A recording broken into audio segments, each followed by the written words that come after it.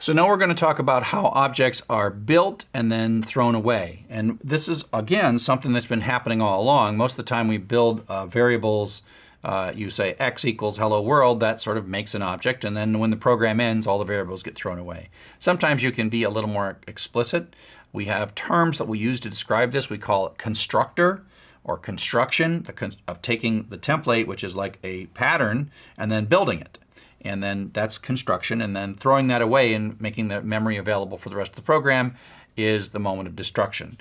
You know, if you say x equals hello world, you've constructed a string and put it into x. If you say x equals 12, you know, you construct a 12 and put that in x, but you also have thrown away the hello world that was in there before. So destructors kind of happen as we reuse variables or as the program ends. So, and as our objects get a little more complex, the primary purpose of the constructor is set up initial values. And this has to do with the fact that outside the object, you just say, make me one of these things, make me a party animal. But inside party animal, it may need some data. And it may need that data to be set to 0 or something, who knows what. It's initial, but it's something that the moment of construction, outside we say, hey, construct me one of these things. And inside, we say, oh, hang on, I've got all these little things I got to get right before this object's actually going to work. Because think of objects as like small programs that we're like sending stuff into, almost like little mini applications that we got an API to talk to, except it's really tiny and it's just really part of our program. So the way this works is the constructor and destructor are specially named methods. And so in this case, we make party animal, and so far this part's the same and this part's the same, but we have an underscore init, and passing in self, which is that passes the instance of this particular one once it's constructed. And all we're going to do is print out that I'm constructed. This is the same, and then underscore del is when that thing is thrown away. And so it's going to say I'm destructed and print out the current value of x for that particular instance. So it comes through here. It has a template. So it's the same as the one we've been doing. And now we're going to construct. So we're saying construct me a party animal. You know the template because I told it to you. We're not passing any data into the constructor. Eventually that will come in as additional parameters. Make me one of these things, and then it's sitting here. It's got a little x in it. It's got this underscore init. It's got this party, and it's got an underscore del. That's an object now, and that comes into an. And now we're going to call the party method, and that runs and adds 1 to self.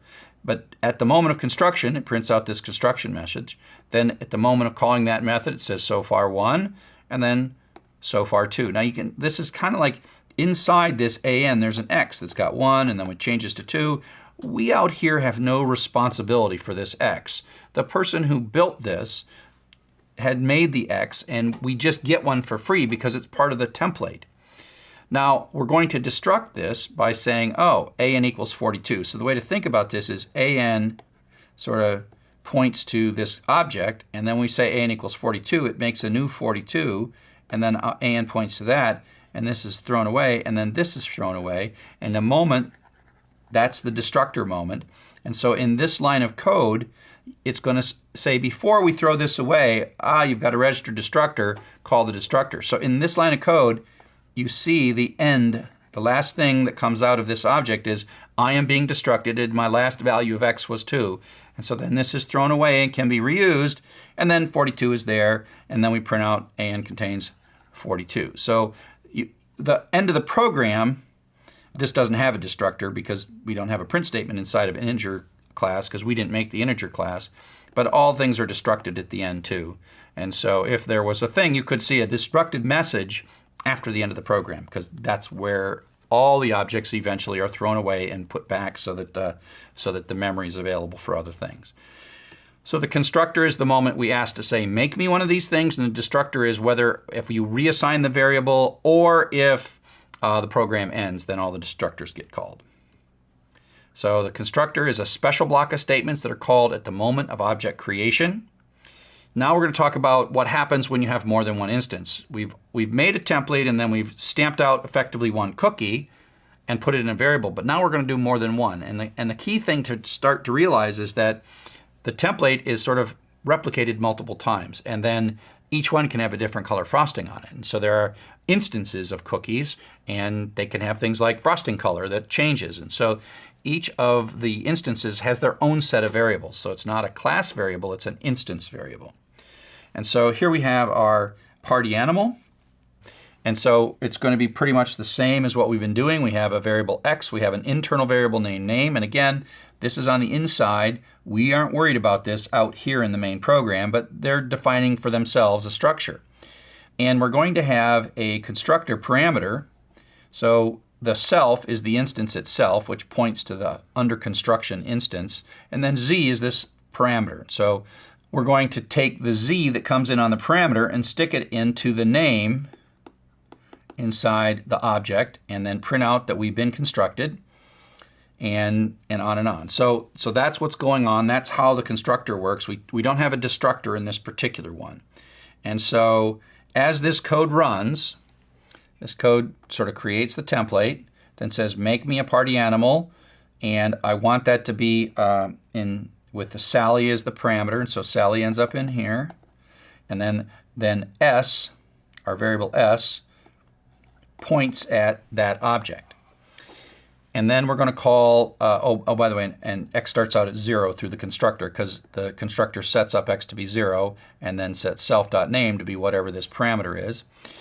And then we call s.party, and then party runs and adds 1 to x, so that becomes 1, and then comes back. And now we say, let's make another one. And so let's construct this one with Jim. So it makes another template, which means it has an x and a name and some code in it. And the name, and the x ends up 0, and the name ends up Jim. And then we take this thing and we assign it into the variable j. So basically j points at this, and we say j.party. And so this is where, when we say j.party, it comes up here, and in this case, j, self is an alias for j, so it's functioning self.x equals self.x plus 1. That means this one is going to go to 1, because this is the j one, and that's what self means for now. So temporarily, self points at j, and then it prints out self.name party count equals, away we go, and that says this will be Jim, and that'll be 1.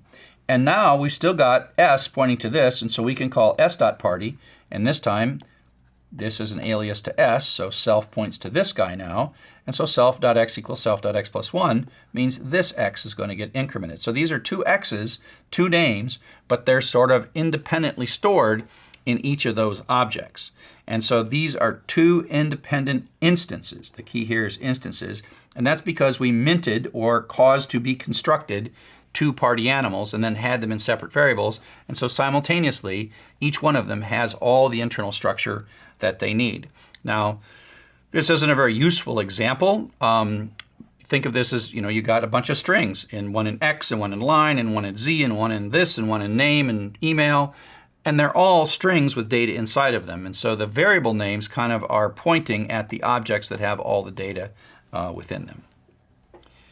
So up next, we're going to talk about another method of defining the capabilities of objects called inheritance.